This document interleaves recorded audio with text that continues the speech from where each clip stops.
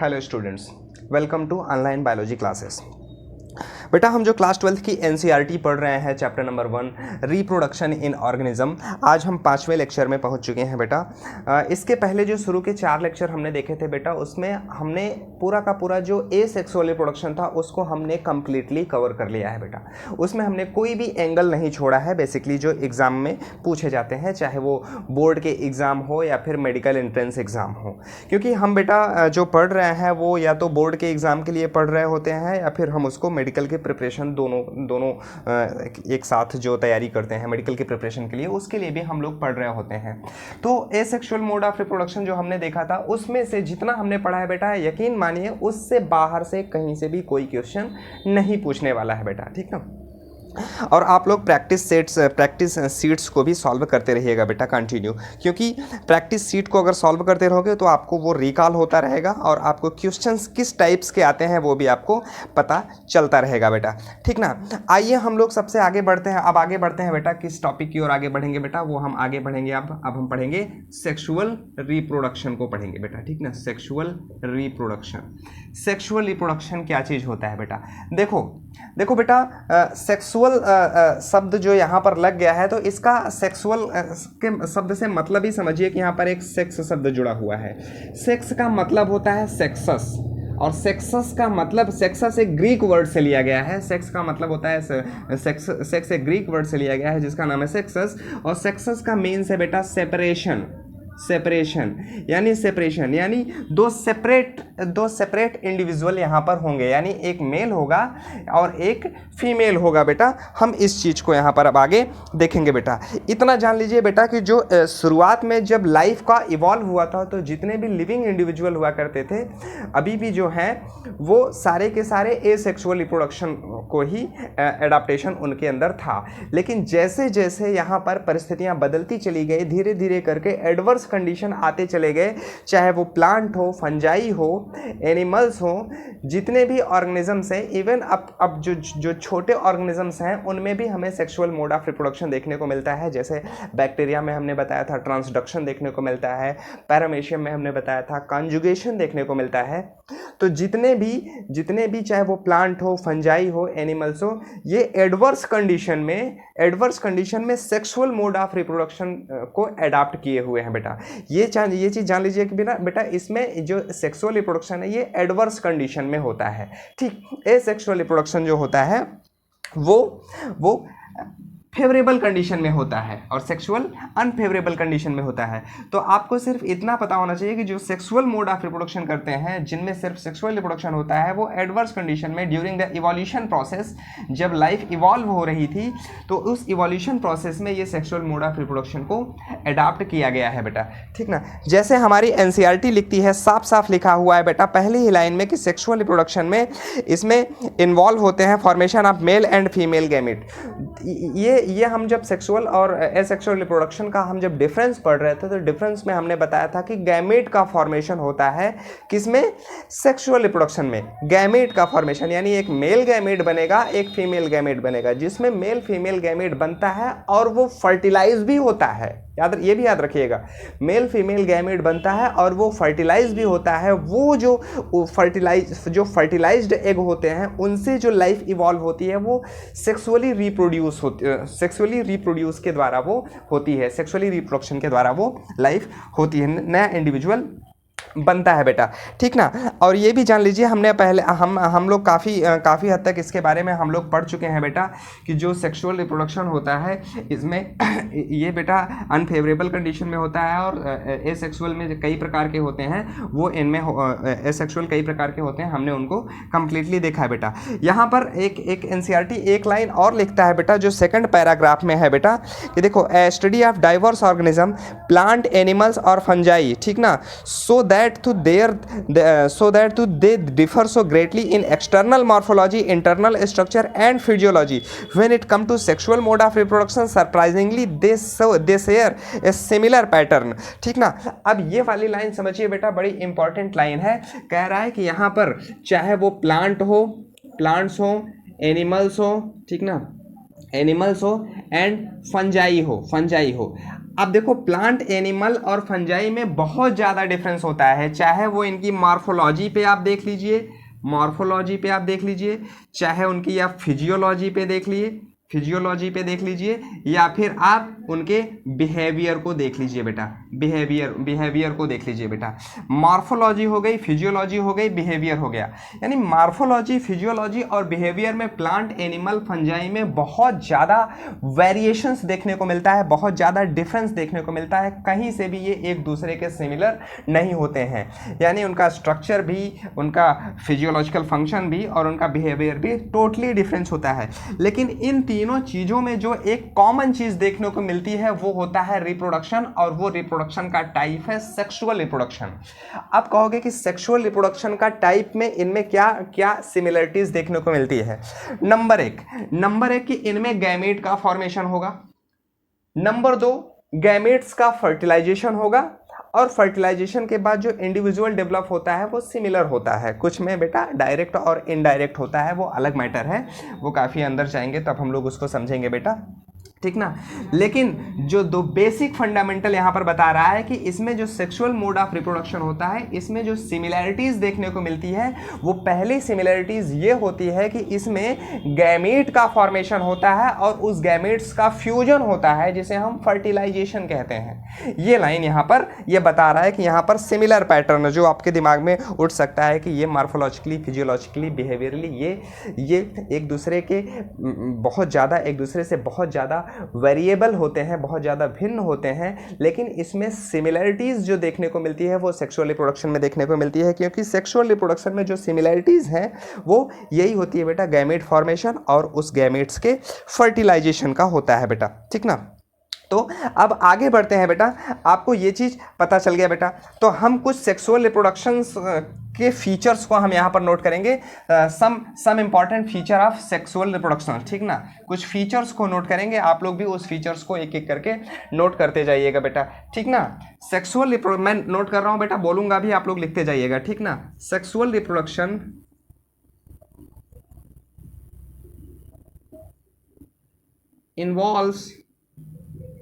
involves genetic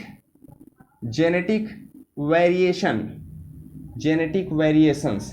Sexual reproduction involves genetic variation. Note करते जाइएगा बेटा, ठीक ना।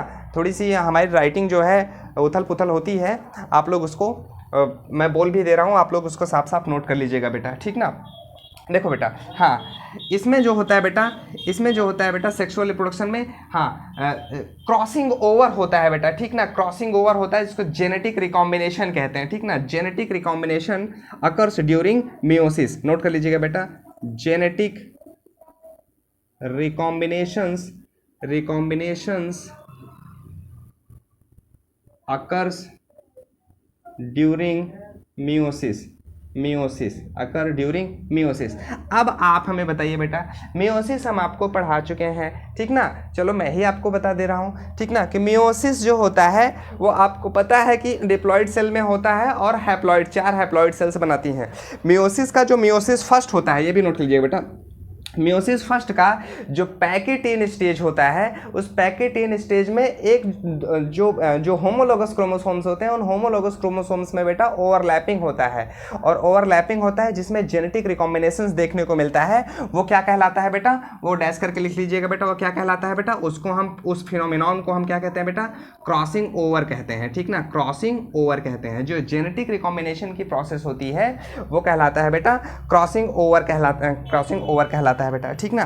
और इसमें बेटा रैंडम फर्टिलाइजेशन होगा, रैंडम फर्टिलाइजेशन होगा। आप कहोगे ये क्या बता रहे हैं सर, रैंडम फर्टिलाइजेशन। देखो बेटा, आपको पता है कि एक तरफ मेल गैमेट बनता है, एक तरफ फीमेल गैमेट बनता है। सिंपली हम ह्यूमन का देखते हैं तो उसमें एक्स गैमेट बनेंगे और मेल में एक्स और वाई गैमेट बनेंगे। तो अब जो होता है, ये वाला गैमेट फर्टिलाइज करेगा कि ये वाला गैमेट फर्टिलाइज करेगा, कोई गारंटी नहीं है। इन दोनों में से कोई भी फर्टिलाइज कर सकता है, इस वजह से इसको कहा जाता है क्या, रैंडम फर्टिलाइजेशन। बहुत ज़्यादा डिटेल में नहीं जा रहे हैं, आगे हम इसको बहुत डिटेल में पढ़ने वाले हैं बेटा, ठीक ना। अभी तो हमने इसकी शुरुआत की है बेटा, ठीक है, सेक्सुअल रिप्रोडक्शन का जो अभी शुरुआत हुआ है, ठीक। अब देखो बेटा, हाँ, तो जेनेटिक वेरिएशन इसमें देखने को मिलता है। क्यों देखने को मिलता है? क्योंकि इसमें बेटा मियोसिस के दौरान क्रॉसिंग ओवर होता है और रैंडम फर्टिलाइजेशन होता है। तो इस जेनेटिक वेरिएशंस जो देखने को मिलता है, इसकी वजह से इसमें इवोल्यूशन देखने को मिलता है, ठीक ना। इट हेल्प्स इन इवोल्यूशन, ठीक ना। It helps in evolution. और इवोल्यूशन होगा तो ये भी जान लीजिए बेटा कि स्पीसीएशन भी देखने को मिलता है। आप कहोगे ये कौन सी नया शब्द उठा लाया सर। देखो बेटा, आप अभी सिर्फ इसका नाम जानते रहो। एक चीज़ इतना तो आप लोग जानते हो बेटा कि जैसे हम लोगों को कहा जाता है कि बंदर हमारे पूर्वज थे, तो बंदर हमारे पूर्वज थे, तो बंदरों से हम बने हैं। तो बंदर एक नई स्पीसीज़ है और हम एक नया स्पीसीज़ हैं। तो यानी एक स्पीसीज़ से जो दूसरी स्पीसीज़ बन करके निकलती है, ये फिनोमिनॉन कहलाती है स्पीसीएशन। और ये स्पीसीएशन इसलिए देखने को मिलता है क्योंकि यहाँ पर इवोल्यूशन हो रहा होता है। और इवोल्यूशन क्यों हो रहा होता है? क्योंकि इसमें देखने को मिलता है क्रॉसिंग ओवर, और क्रॉसिंग ओवर की वजह से इसमें जेनेटिक वेरिएशन देखने को मिलता है। इसी वजह से इवोल्यूशन होता है, और इसी इवोल्यूशन के कारण होता है क्या? स्पीसीएशन होता है। याद रखिएगा बेटा, ठीक ना। स्पीसीएशन, ठीक ना, सेक्सुअल रिप्रोडक्शन में होता है, ठीक ना। और हाँ, और ये भी बहुत ज़्यादा इसमें नेचुरल सिलेक्शन भी होता है बेटा। क्योंकि देखो बेटा, आपको पता है कि बेटा कि वेरिएशन जब किसी भी जीव में होगा तो उसमें नेचुरल सिलेक्शन होता है, ठीक ना। वेरिएशन अगर किसी जीव में होगा तो नेचुरल सिलेक्शन होता है। नेचुरल सिलेक्शन एक डार्विन की थ्योरी है, उसको हम इवोल्यूशन वाले चैप्टर में पढ़ेंगे। अभी आप सिर्फ नाम सुने रहोगे नेचुरल सिलेक्शन क्यों किस रिप्रोडक्शन में देखने को मिलता है। तो याद रखिएगा, वो सेक्सुअल मोड जो सेक्सुअली रिप्रोड्यूस ऑर्गेनिजम्स करते हैं, उसी में हमें सेक्सुअल रिप्रोडक्शन देखने को मिलता है बेटा, ठीक ना। तो अब हम आगे बढ़ेंगे बेटा, ठीक ना। तो जितने भी एनिमल्स हैं, जितने भी प्लांट्स हैं, चाहे वो प्लांट्स हो या एनिमल्स हो, वो सभी के सभी, नोट कर लीजिएगा बेटा इसको, जितने भी एनिमल्स और प्लांट हैं वो सभी के सभी जो सेक्सुअली रिप्रोड्यूस करते हैं, वो रिप्रोड्यूस करने के लिए उनको अपना एक टाइम, अपने एक फेज तक पहुंचना होता है उनको। मान लेते हैं, अभी कहोगे कि कोई एक छोटा सा आप एक पौधा लगा दीजिए, आम का पेड़ लगा दीजिए। आम के पेड़ को लगाने के बाद कह दीजिए कि वो तुरंत ही फ्रूट देने लगे, तो ऐसी पॉसिबिलिटी नहीं है बेटा, ठीक ना। एक छोटा सा कोई गाय का बच्चा हो, किसी भी जानवर का बच्चा हो, अगर उससे वो अगर सोचिए कि वो तुरंत रिप्रोड्यूस कर दे, तो ऐसी पॉसिबिलिटी नहीं होती है। क्यों? क्योंकि जितने भी ऑर्गेनिजम्स होते हैं जो सेक्सुअली रिप्रोड्यूस करते हैं, वो एक सर्टेन मैच्योरिटी को अटेन करते हैं, और सर्टेन मैच्योरिटी को अटेन करने के बाद ही वो सेक्सुअली रिप्रोड्यूस करने में कैपेबल होते हैं। तो कोई भी अगर प्लांट होता है, ठीक ना, कोई भी अगर प्लांट होता है, सिंपल सा अगर आप जैसे देखना चाहते हो, तो किसी भी जो सेक्सुअली रिप्रोड्यूस करने वाले ऑर्गेनिजम्स होते हैं, उनकी लाइफ में कुल 3 फेज होते हैं। और वो तीनों फेज का यहाँ पर नाम लिखा है बेटा। जैसे यहाँ पर लिखा है बेटा कि देखो बेटा, कोई भी ऑर्गेनिजम्स जो होता है, अगर वो प्लांट है तो प्लांट है तो उसके लिए उसको हम वेजिटेटिव फेज कहते हैं बेटा, ठीक ना। प्लांट के लिए हम क्या कहते हैं? प्लांट के लिए प्लांट है तो उसके लिए हम वेजिटेटिव फेज कहते हैं, ठीक ना। और एनिमल है तो उसको हम जुवेनाइल फेज कहते हैं। देखो बेटा, होता क्या है कि किसी भी बच्चे का जन्म होता है, सपोज करते हैं किसी भी बच्चे का जन्म हुआ, जन्म के बाद वो किस मैच्योरिटी को प्राप्त करेगा? रिप्रोडक्टिव मैच्योरिटी को प्राप्त करेगा, ठीक ना। वो रिप्रोडक्टिव मैच्योरिटी को अटेन करेगा। रिप्रोडक्टिव मैच्योरिटी को अटेन करने के बाद फाइनली उसका क्या होगा? उसका डेथ होता है, ठीक ना। डेथ को हम सेनेसेंट फेज कहते हैं, ठीक ना। सेनेसेंट फेज कहते हैं। तो देखो बेटा, जब जन्म से लेकर के रिप्रोडक्शन के बीच की जो ये गैप है, जन्म से लेकर के रिप्रोडक्शन के बीच का ये जो टाइम गैप है, इसी गैप को अगर वो प्लांट है तो उसको हम कहते हैं वेजिटेटिव फेज। अगर वो प्लांट है तो अगर जन्म से लेकर के रिप्रोडक्टिव मैच्योरिटी तक प्राप्त करने के लिए अगर वो एनिमल है तो उस फेज को हम कहते हैं बेटा, हम एनिमल्स में उसको हम कहते हैं जुवेनाइल फेज, ठीक ना। जुवेनाइल फेज, ठीक ना, जुवेनाइल फेज। जैसे अगर ह्यूमन में देखा जाए तो ह्यूमन में 14 ईयर तक, ठीक ना, जो 14 साल तक का जो एज होता है, जन्म से लेकर के जो 14 ईयर तक का जो एज होता है वो एनिमल ह्यूमन में वो जुवेनाइल फेज कहलाता है। 14 ईयर के बाद उसमें कुछ सेक्स उसमें कुछ मॉर्फोलॉजिकली और फिजियोलॉजिकली कुछ चेंजेस आते हैं। उस चेंजेस के बाद वो सेक्सुअल मैच्योरिटी को अटेन कर लेता है। तो जो सेक्सुअल मैच्योरिटी को अटेन करने से पहले तक का जो टाइम होता है उस टाइम को हम कहते हैं बेटा, उसको हम जुवेनाइल फेज कहते हैं, जिसको हिंदी में सिंपली आप किशोरा अवस्था कहते हैं, ठीक ना, किशोरा अवस्था।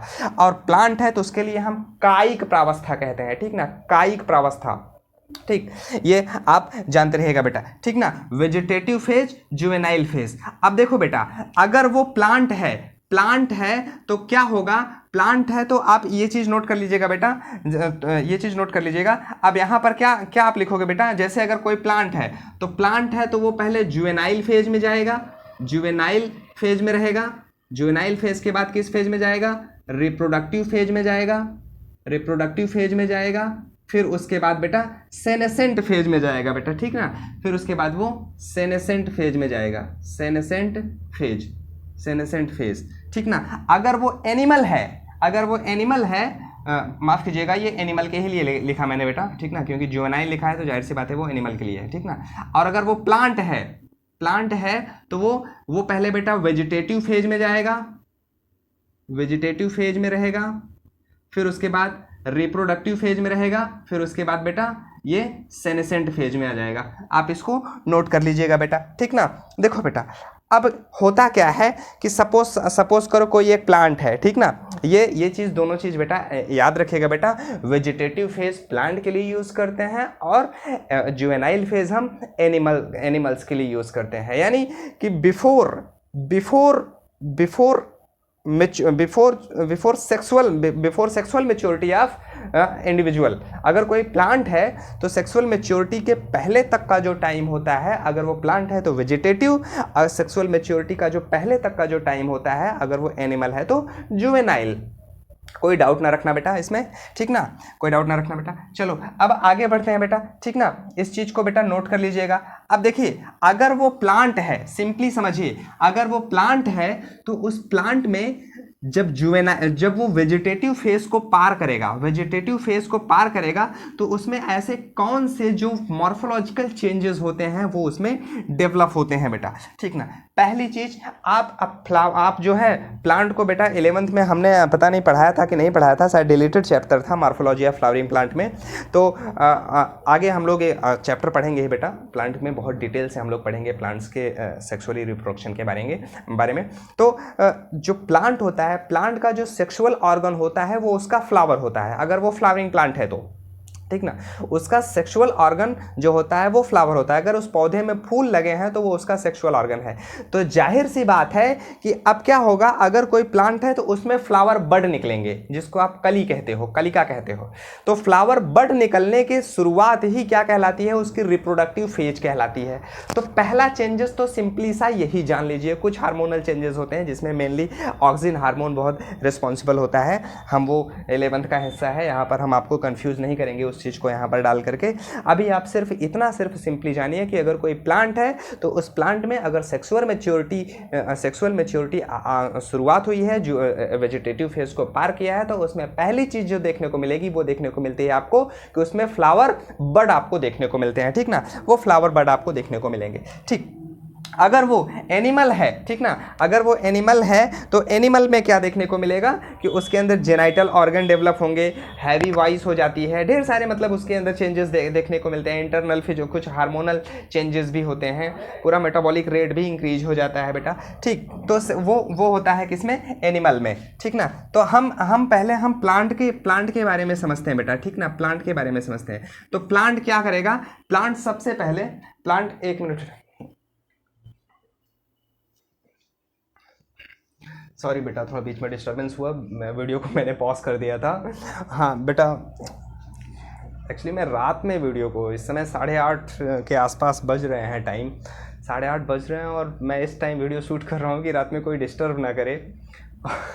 फिर भी कोई ना कोई एनीवे बेटा चलो हाँ आगे आते हैं हम लोग। सेक्सुअल रिप्रोडक्शन जो पढ़ रहे थे बेटा, हाँ हम लोगों ने देखा बेटा कि जो जुवेनाइल फेज और वेजिटेटिव फेज क्या होता है, ये चीज़ तो हम समझ चुके हैं बेटा। देखो यहाँ पर लिखा है जो एनसीईआरटी है बेटा, एनसीईआरटी ने यहाँ पर एक लाइन लिखी है बेटा, the end of juvenile phase, juvenile या vegetative phase which marks the beginning of reproduction phase can be seen easily in the higher plant when they come to flower. Higher plant में vegetative phase की ending के बाद जो reproductive phase आता है वो आसानी से समझा जा सकता है किस चीज़ को देख करके, वो होता है उसका फ्लावर। फ्लावर बर्ड उसमें लगा तो समझ जाइए कि ये वेजिटेटिव फेज समाप्त हो चुका है, रिप्रोडक्टिव फेज का आगमन हो चुका है बेटा, ठीक ना। चलो तो यहाँ पर एक क्वेश्चन भी पूछा है, how long does it take for marigold, rice, wheat, coconut, mango plant to come to flower. यहाँ पर कुछ चीज़ भी दिया है कि बेटा कि मैंगो, राइस एंड व्हीट, ठीक है, mango, rice and wheat, mango, rice and wheat, इसमें बेटा फ्लावर का लगना, ठीक ना, इसमें बेटा फ्लावर का लगना ये कहलाता है बेटा क्या, ये फ्लावर जब लगता है इसका जो टाइम होता है वो 3 मंथ का होता है, ठीक ना, 3 मंथ्स का होता है।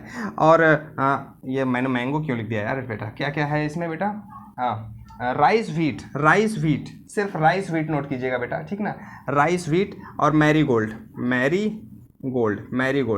हाँ, मैंगो एंड कोकोनट, इसमें 3 to 6 ईयर्स लगते हैं इसमें फ्लावर आने में। अब कुछ जो डिफरेंट जो फ्लावर आ चुके हैं, कुछ डिफरेंट जो हाइब्रिड वैरायटीज़ जो मैंगो के आए हैं उसमें साल भर में भी फ्लावर लग जाते हैं। तो अब ये डाटा तो आप बहुत ज़्यादा इसको दिमाग पे लोड मत लेना कि कुछ हमने एक ऐसा प्लांट लगाया था जिसमें 1 साल में ही उसमें फ्लावर लग गए, तो वो बेटा अलग चीज़ है।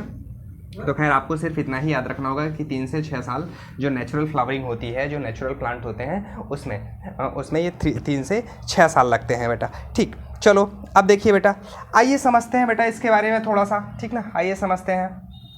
देखिए तो हाँ, जो प्लांट होता है, प्लांट में जब फ्लावर लगता है, प्लांट में जैसे मैंने कहा कि ये उसका प्लांट का ये उसका वेजिटेटिव फेज है, ये उसका कौन सा फेज है, वेजिटेटिव फेज है। वेजिटेटिव फेज के बाद क्या लगेगा, उसमें एंडिंग होगा तो उसमें क्या आएगा, रिप्रोडक्टिव फेज आएगा। तो वेजिटेटिव फेज के बाद बेटा, वेजिटेटिव फेज को जैसे पार करेगा उसमें क्या आएगा, फ्लावरिंग आएगी, ठीक ना, प्लांट में फ्लावरिंग होगी। अब कुछ ऐसे प्लांट होते हैं, बात को ध्यान से सुन लीजिएगा, समझ लीजिएगा बेटा, कुछ ऐसे प्लांट होते हैं जो सिर्फ 1 ही साल तक जीवित रहते हैं, सिर्फ 1 ईयर तक जीवित रहते हैं। उन प्लांट को हम एनुअल प्लांट कहते हैं, समझ लीजिए पहले इसको, तब आगे बढ़ते हैं। एनुअल प्लांट कहते हैं। कुछ ऐसे प्लांट होते हैं, इस चीज़ को समझ लीजिए बेटा, 1 ही साल में उसको फ्लावर भी लगेगा, 1 ही साल में वो मर जाएगा। ये भी सुन लीजिए, 1 ही साल में उसमें फ्लावर लगेगा, 1 ही साल में वो मर जाएगा, उसको हम एनुअल प्लांट कहते हैं। कुछ प्लांट ऐसे होते हैं जो 1 साल उनका वेजिटेटिव फेज होगा, फिर रूट शूट ये सब डेवलप होंगे, 1 साल लग जाता है। दूसरे साल में उसमें फ्रूट डेवलपमेंट होते हैं, फ्लावर डेवलपमेंट होते हैं, फिर फ्रूट बनता है, वो होते हैं 2 साल, वो कंप्लीट होता है 2 साल में। इसको कहते हैं बेटा बाइनियल प्लांट कहते हैं। और कुछ ऐसे प्लांट होते हैं जो 2 या 2 से अधिक बार उसमें फ्लावरिंग लगती है और उनका 2 साल से अधिक टाइमिंग होता है, ठीक ना, यानी मोर देन 2 ईयर्स। अभी इस चीज़ को नोट कीजिएगा, इसको समझ लीजिएगा, फिर इसको आप नोट कीजिएगा बाद में, ठीक ना। वो होते हैं पेरिनियल, ठीक ना, पेरिनियल प्लांट। अब यहाँ पर मैं कह रहा हूँ कि जैसे एक आम का पेड़ ले लीजिए, उसमें हर साल फूल लगते हैं, हर साल फ्लावरिंग लगता है। तो वेजिटेटिव फेज को पार करेगा तो उसमें फ्लावरिंग पीरियड आएगा। फ्लावरिंग पीरियड के बाद वो गैप होगा, गैप होने के बाद फिर उसमें फ्लावर लगेंगे, ठीक ना, फिर उसमें फ्लावरिंग लगेगा। तो एक फ्लावर लगा, जैसे मान लेते हैं कोई एक महीना ले लेते हैं, जैसे हमने कहा कि मार्च मार्च 2021 में आम के पेड़ में फ्लावर लगा। तो अब क्या होगा, अब नेक्स्ट ईयर मार्च 2022 में, मार्च 2022 में फ्लावर लगेगा। तो एक फ्लावरिंग से दूसरे फ्लावरिंग के बीच का जो पीरियड होता है उसको हम इंटर फ्लावरिंग पीरियड कहते हैं। इंपॉर्टेंट बेटा, नोट कर लीजिएगा बेटा, एक फ्लावर से दूसरे फ्लावर के बीच का जो पीरियड होता है उसको हम इंटर फ्लावरिंग पीरियड कहते हैं। क्लियर बेटा, नोट कर लीजिएगा बेटा। और ये इंटर फ्लावरिंग पीरियड देखने को मिलता है पेरिनियल प्लांट में, इस चीज को भी आप याद रखिएगा। इंटर फ्लावरिंग पीरियड जो देखने को मिलता है ये देखने को मिलता है किसमें, पेरिनियल प्लांट में। यहाँ पर लास्ट में क्वेश्चन भी पूछा है कि what would you call in some plant where flowering occurs more than once. कुछ ऐसे पौधे होते हैं जिसमें फ्लावर एक बार से अधिक लगता है, what would you call them, inter flowering period, juvenile या मैच्योर। तो सीधी सी बात है बेटा, जुवेनाइल क्या चीज़ होता है, वो होता है कि उसका जो ग्रोथ फेज होता है वो सेक्सुअल मैच्योरिटी को अटेन करता है, वो प्लांट, वो उसका वो एनिमल होता है, वो जुवेनाइल फेज कहलाता है। मैच्योरिटी का मतलब ये होता है कि जब वो कोई भी प्लांट सेक्सुअली मैच्योर हो जाता है तो उसको हम कहते हैं कि वो मैच्योर हो गया है, ठीक ना, यानी सेक्सुअल फेज में पहुंच चुका है। तो यहाँ पर पूछ रहा है कि एक फ्लावर के बाद दूसरी बार जो फ्लावर लगता है उन दोनों के बीच का जो टाइम पीरियड होता है उसको हम इंटर फ्लावरिंग पीरियड कहते हैं। तो इस चीज़ को याद रखिएगा, इसका करेक्ट आंसर होगा इंटर फ्लावरिंग पीरियड। बेटा इस चीज़ को याद रखिएगा, ये इंपॉर्टेंट है। अब इसको लिखने के बाद अब आप इसको नोट कर लीजिएगा बेटा, ठीक ना, ये वाला लाइन, ठीक ना, कि 1 ईयर एनुअल प्लांट, यानी एक ही साल में उसमें फ्लावर लगेगा, फ्लावर लगने के बाद मर जाएगा। जो बाइनियल प्लांट होते हैं, बाइनियल प्लांट को हम कहते हैं कि एक साल में उसमें मैच्योरिटी होगी, एक साल के बाद जब उसमें फ्लावर लगेगा, फ्लावर लगने के बाद वो 2 साल में, यानी कुल उसमें वो टाइम पीरियड जो होता है वो 2 साल में, उसको 2 साल में वो मरता है। और जो पेरिनियल होते हैं पेरिनियल जो होते हैं बेटा, इसमें ये बहुवार्षिक, इनको हम हिंदी में कहते हैं, एक वार्षिक, द्विवार्षिक, बहुवार्षिक, ठीक ना। पेरिनियल बहुवार्षिक का मतलब ये होता है कि इसमें कई साल तक ये जीवित रहते हैं, इसमें इंटर फ्लावरिंग पीरियड भी देखने को मिलता है, ठीक ना। सभी में नहीं ऐसा नहीं होता है बेटा, इंटर फ्लावरिंग पीरियड। हम आगे देखेंगे बेटा क्या चीज़ होता है, ठीक ना। चलो अब इसको हम यहाँ पर ये मिटाते हैं बेटा, ठीक ना, नोट कर लिया होगा आपने। अब एनसीईआरटी का जो पेज नंबर 9 पर जो सेकंड पैराग्राफ क्या कह रहा है इसको हम समझते हैं बेटा। यहाँ से बेटा क्वेश्चन आपको बन सकते हैं। क्या लिखा है कि कुछ observe a few trees in your area, do they flower during the same month year after year. देखो कह रहा है कि कुछ आप पेड़ों को देखो और देखने के बाद आप देखिए कि क्या वो उसी महीने में हर साल उसमें फ्लावर लगता है। आप ऐसा क्यों सोच रहे हैं कि क्यों इसमें जो फ्रूट है, मैंगो है, एप्पल है, जैक फ्रूट है, जो कटहल है, ये सीजनल होते हैं, ठीक ना। जी हाँ, ये सीजनल होते हैं क्योंकि इसमें इंटर फ्लावरिंग पीरियड जो होता है वो एक सीजन में होता है और उसी सीजन में उसमें फ्लावर लगते हैं, फिर वो सीजन ख़त्म हो जाएगा तो जब फिर से वही सीजन लौट करके आएगा तो उसमें फिर फ्लावर लगते हैं। और ये प्लांट क्या होते हैं बेटा, सीजनल होते हैं, ठीक ना। Are there some plant that flower throughout the year and some other that the seasonal flowering. कुछ ऐसे भी फूल होते हैं जिसमें पूरे साल, पूरे वर्ष तक उसमें फूल लगते हैं, कुछ ऐसे प्लांट होते हैं जिसमें फ्लावरिंग जो होता है सिर्फ और सिर्फ उनमें सीजन में होता है, ठीक ना। तो देखो यहाँ पर लिखा हुआ है प्लांट जो होते हैं एनुअल हो सकते हैं, बाइनियल हो सकते हैं, so clear cut vegetative and reproduction and senescent phase. अब यहाँ पर एक चीज़ समझ लीजिए बेटा कि जो एनुअल होते हैं, एनुअल एंड बाइनियल होते हैं, इसमें आपको बिल्कुल क्लियर साफ लिखा है बेटा, clear cut vegetative reproductive and senescent phase. जो भी प्लांट, आज बेटा थोड़ा सा डिस्टर्बेंस हुआ है, अब एक बीच में अगर थोड़ा सा डिस्टर्बेंस हो जाता है तो मन नहीं लगता बेटा, ठीक ना। कोई बात नहीं, पूरी कोशिश करेंगे आपको समझ में आए। हाँ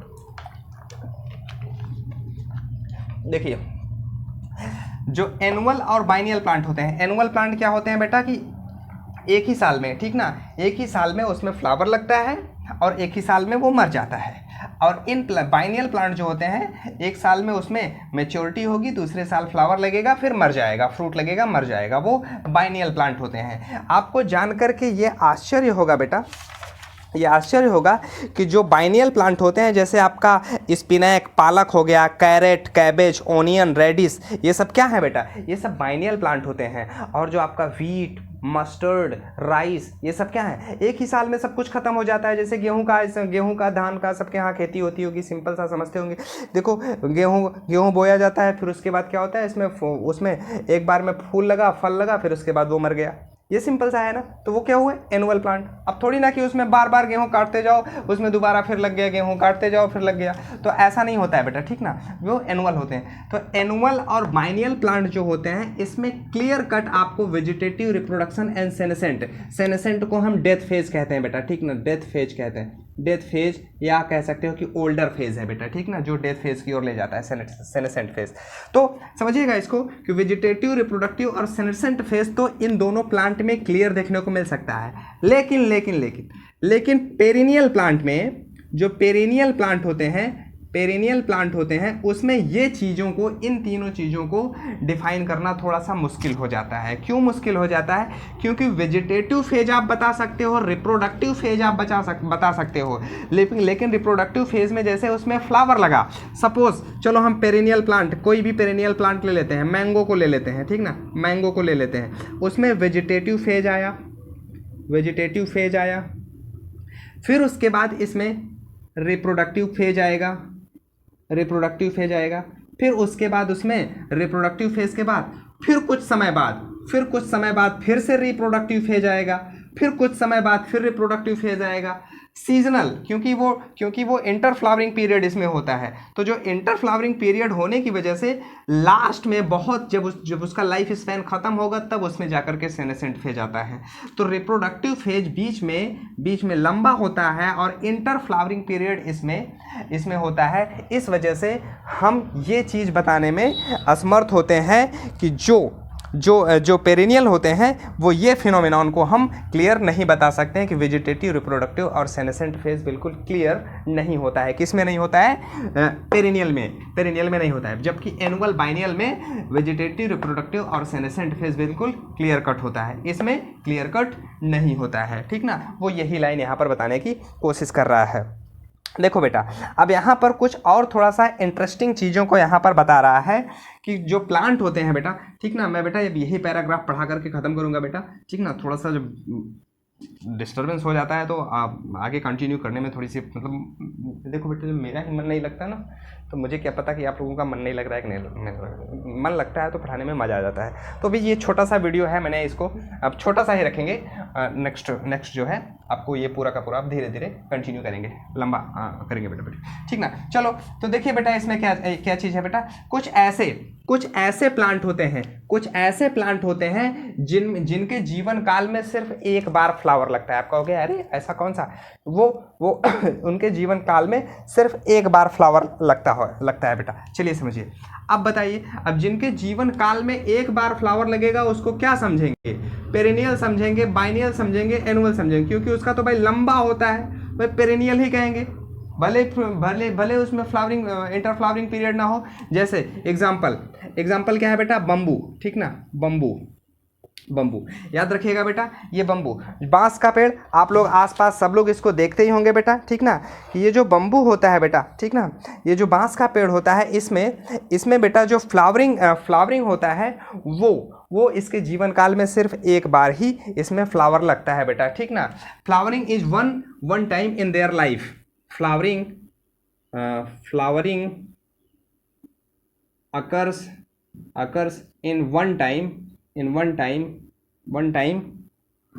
in their life cycle generally 50 से, ठीक ना, 50 to 100 ईयर। जो बांस का पेड़ होता है बेटा, उसमें उसके जीवन काल में सिर्फ एक बार ही फ्लावर लगता है और दोबारा उसमें फ्लावर नहीं लगता है बेटा, ठीक ना, दोबारा उसमें फ्लावर नहीं लगता है, और ये 50 से 100 साल के बीच में फ्लावर लगता है। बांस का पेड़ देखते होंगे बेटा, सबसे ऊपर ऐसे कोनिकल शेप का होता है ऊपर, और इसी में बेटा फ्लावर होते हैं, और यहाँ पर कई सारे ऐसे छोटे छोटे सीड बने होते हैं, और वो सीड ऐसे गिरते हैं बेटा, ठीक ना। जो बांस होता है, बांस का पेड़ अगर आप देखेंगे तो उसमें ये निचला हिस्सा पूरा का पूरा यहाँ पर रूट रहेगा, उसमें नोड इंटरनोड आपको दिखाई देंगे। जो सबसे ऊपर टिप पर वाला हिस्सा होता है यहाँ पर आपको ऐसे फ्लावर दिखाई देता है, ठीक ना। अब वो फ्लावर में ये मत कहना कि खुशबू महक ये सब होता है, क्यों नहीं होता है, ठीक ना, वो सब मत पढ़ना बेटा, इसमें कुछ भी नहीं होता है, ठीक ना, जो फ्लावर होते हैं। तो अब देखो बेटा, इस फ्लावर से ये जो फ्लावर होता है बेटा, बम्बू में फ्लावर पूरे जीवन काल में सिर्फ एक बार लगता है। एक चीज़ यहाँ पर इसमें जो बम्बू नॉर्थ ईस्टर्न जो स्टेट है इंडिया के, नॉर्थ ईस्ट जो स्टेट है बम्बू से, इसको थोड़ा सा जानते रहिएगा बेटा कि नॉर्थ ईस्ट में जब बांस होते थे बेटा, बांस होते थे, तो बांस जब उसमें फ्लावरिंग लगता था तो फ्लावरिंग में उसके जब सीड बनते थे, जो सीड्स नीचे गिरते थे, जब सीड्स नीचे गिरते थे तो वो कई सारे प्रेडेटर्स को अपनी ओर अट्रैक्ट करते थे। वो प्रेडेटर्स मेनली हुआ करते थे कौन से? रोडेंट्स जो रैट होते हैं बेटा, ठीक ना, रैट, मेनली रैट। जब बांस का पेड़ होता था, जब उसमें फ्लावर लगते थे, फ्लावर लगने के बाद उसमें सीड का ह्यूज प्रोडक्शन होता था, और सीड के ह्यूज प्रोडक्शन होने से वो रोडेंट्स को, रैट को अपनी ओर आकर्षित करते थे, और रैट इतनी ज़्यादा मात्रा में वहाँ पर आ जाते थे, और रैट इतनी ज़्यादा मात्रा में होते थे और सीड को खाते थे। फिर धीरे धीरे जब वो सीड को कंज्यूम कर लेते थे, फिर क्या होता था कि वो आसपास के गांवों में वो चूहे पहुंच जाते थे। आसपास के गांवों में चूहे पहुंच करके वहाँ पर जो अनाज रखा होता था, अनाज को ख़त्म कर देते थे, खेतों में चले जाते थे, वहाँ के पूरे जो अनाज की जो खेती की गई होती है वहाँ पर वो नष्ट कर देते थे।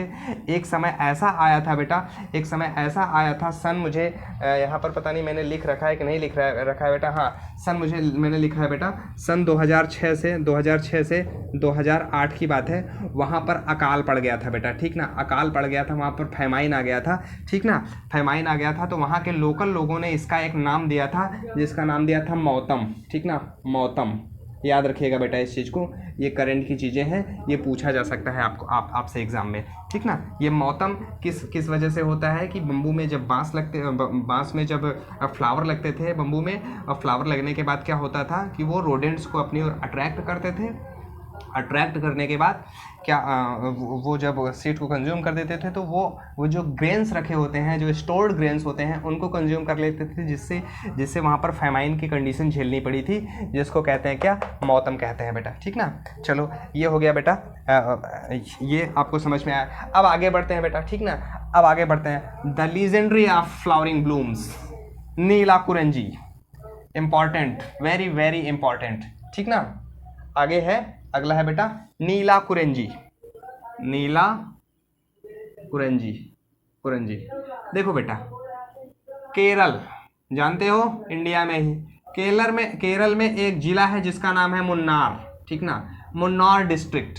मुन्नार जिले के पहाड़ियों पे एक विशेष प्रकार का फ्लावर पाया जाता है जिसको नीलाकुरेंजी कहते हैं। इसका नाम याद रखिएगा, साइंटिफिक ने स्ट्रॉबिलेंथस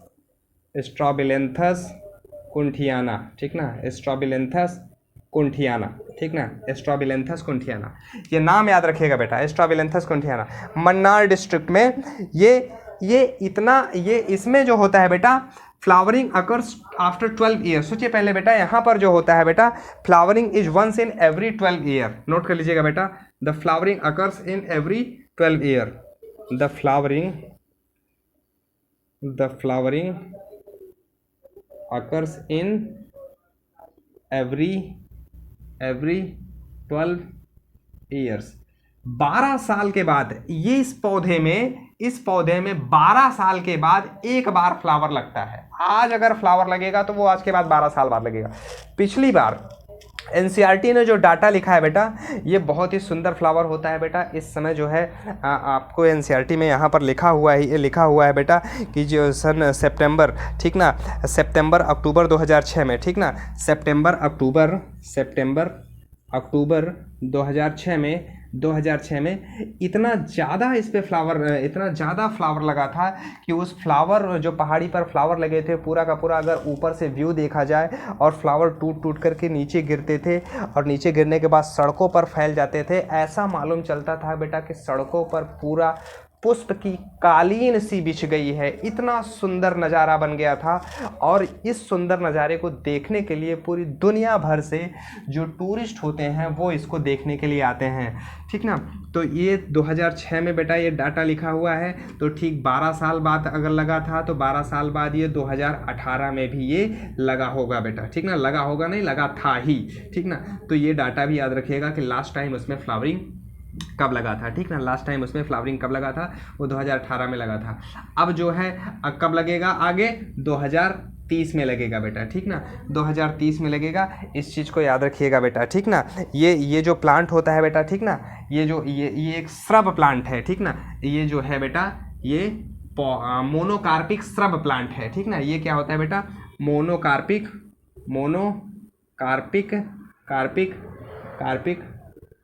shrub plant, monocarpic shrub plant जो है बेटा, ठीक ना।